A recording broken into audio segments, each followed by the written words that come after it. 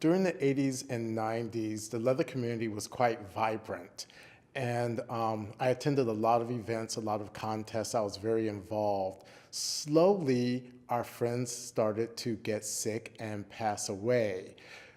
The great thing that happened as a result of that is we came together as a people, as a community, and started doing lots of fundraising. We all became very involved because we had to take care of our friends. Our friends were dying. Our friends needed our help. So we did everything that we could to raise money for them.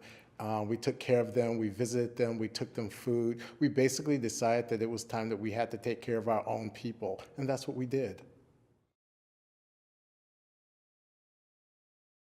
The rest of the world, especially gay people, treated the leather community as the whole AIDS epidemic was our fault. I believe they blamed us because the early reports on AIDS basically said that it was spread through promiscuous sex, through the use of poppers, through the use of extreme sex, and that's what the leather community was known for. So all the focus was put on us instead of being placed on prevention and education. The mainstream gay community didn't really take responsibility for their own actions at that time. They continued doing the things that they had been doing, partying, just basically living life. The leather community, on the other hand, had to take responsibility because we were being blamed for it. So we decided that we needed to raise our own funds and take care of ourselves then. The rest of the gay community didn't do so. In fact, they pretty much kicked us out of everything that had to do with gay. We weren't really part of the gay parade. We weren't part of the celebrations that we should have been part of.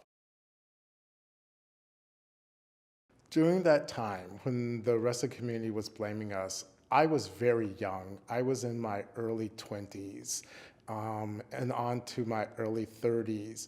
I looked to the people who were older than me, who had been around longer, to lead the way, and they did. We had men like Alvin Selby, Daddy Philip Turner, all these people that we looked up to basically took care of us. So we had to rely on ourselves and look to our elders to lead us through this.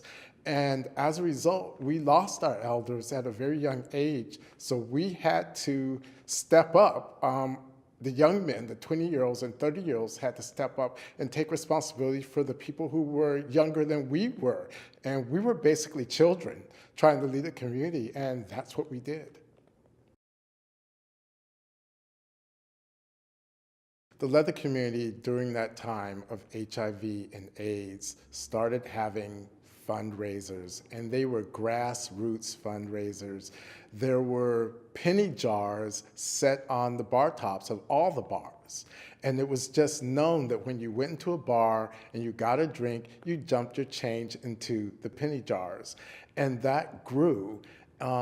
We started the AIDS Emergency Fund, which is now this big organization. But in the beginning, it was grassroots. Our friends were involved in that, and everything that we did went to that organization. It became our pet charities. The rest of the gay community weren't doing these things. They weren't having fundraisers. Without the leather community, the charities that are known today would not exist. Leather men started the AIDS Emergency Fund, and that's something that people don't realize. They've forgotten that we were there. We paired with the drag queens, who were the exact opposite of what we thought leather men were. The drag queens became the entertainment, the MCs at our events. We put the events together, so we bonded with the drag queens, who also were fringe to the rest of the gay community. So all of these fringe groups came together while the rest of the community basically alienated us. When you look historically, the fringe groups, the leather community, the drag queens, the transgender community, these are the communities that struggle throughout time. we're seen as different by the rest of the gay community. So when it comes time to fight, we fight because we're used to fighting. We can't go back into the closet like other gay community members can. We stand out. We're tattooed, we're pierced, we're fringed, we're in dresses, we're in makeup. We stand out wherever we go. So we can't go back into the closet and pretend to be something that we're not. They can, and they did. In the early fight against AIDS, the leather community underestimated the effect that AIDS would have on our community. We thought that the pharmaceutical community, the medical community, and the government would step up and take care of us. We thought that they would find a cure. And so we were waiting for that cure. We were doing everything we could to take care of ourselves in the meantime, not knowing that this was going to go on for 20, 30 years. We thought the cure was around the corner, and that was a big mistake. I wish we had jumped in sooner and done more. I wish we had pressured our government officials. I wish we had pressured the medical community, but we didn't. We thought they would step up and take care of us, and they didn't. So we took care of ourselves. HIV and AIDS taught me that we are survivors. The leather community survives no matter what. We have survived throughout time. We will always take care of our own. We're a family. We fight like a family. We disown each other and we invite each other back into our homes. But we always take care of each other. We always step up, and that's something that's unique to our community because we always know that we have each other, no matter what. The message that I would love to give to the younger people or the people who don't remember what it was like in the 80s and 90s as we watched our friends die is that we watched our friends die. We lost an entire generation of people. We suffered, we fought so that this generation could live.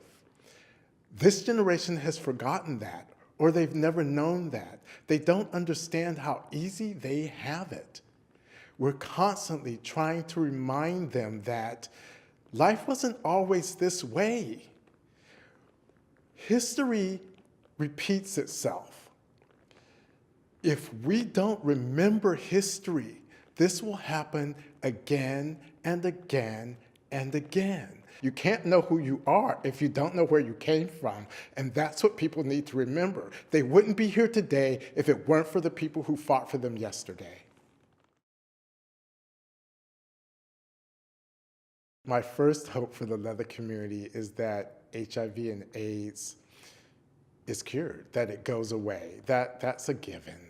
My second hope is that we remember the people who are no longer here, that we remember our heroes. One of the things that I'd love to see happen is for the leather community to have our own historical society. I would love for there to be a wall someplace where we could put the pictures and the stories of the people who are no longer here. That's what I want for the leather community, for us to have our own place in history. We deserve a place. We fought for that place, and we continue to fight for that place. We deserve it.